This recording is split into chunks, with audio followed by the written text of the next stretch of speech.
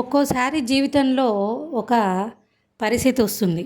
ఏం చేయాలో ఎటు పోవాలో అర్థం కాని పరిస్థితి. ఏ మార్గము కనిపించదు. ఏం చేయాలో తోచదు. అలాంటి టైంలో ఏం చేయాలరా భగవంతుడా అని బాధపడుతున్న టైంలో మీరు వెంకటేశ్వర స్వామికి గనక 7 శనివారాలు రాత్రులు ఈ ఒక చిన్న పరిహారం గనక చేస్తే మీకు ఆ వెంకటేశ్వర స్వామి ఏదో ఒక మార్గాన్ని చూపిస్తాడన్నట్టు.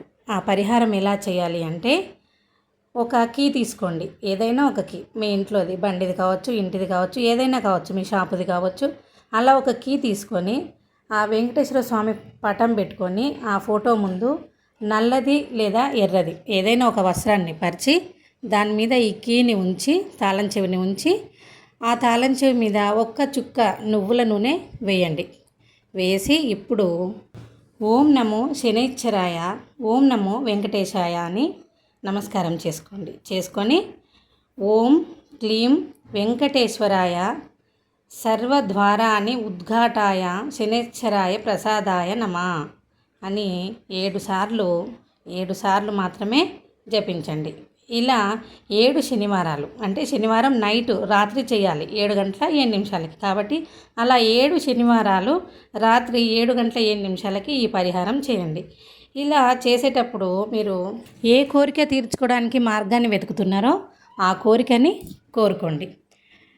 ఇలా ప్రతిరోజు మీరు ఈ జపం చేసేటప్పుడు ఆ కోరికని అనుకొని ఆ స్వామివారికి విన్నవించుకొని ఈ పూజ చేసుకోండి.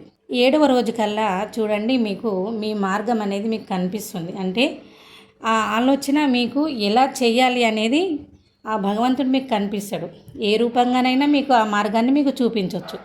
మీకున్న అడ్డంకులన్నీ తొలగించి మీరు అనుకున్న లక్ష్యాలని మీరు చేరుకునే అవకాశాన్ని మీకు ఆ స్వామివారు కల్పిస్తారు. ఇలా చేయటం వీలు కాని వాళ్ళు నిత్య పూజ చేసేప్పుడు లేదా శనివారం అయినా సరే ఆ స్వామివారిని పూజించేటప్పుడు ఈ మంత్రాన్ని జపించండి. ముఖ్యంగా కావాల్సింది మంత్రాన్ని మీరు ఎంత శ్రద్ధతో, ఏకాగ్రతతో, ఎంత స్పష్టంగా తప్పులు లేకుండా చదువుతున్నారు అన్నదే.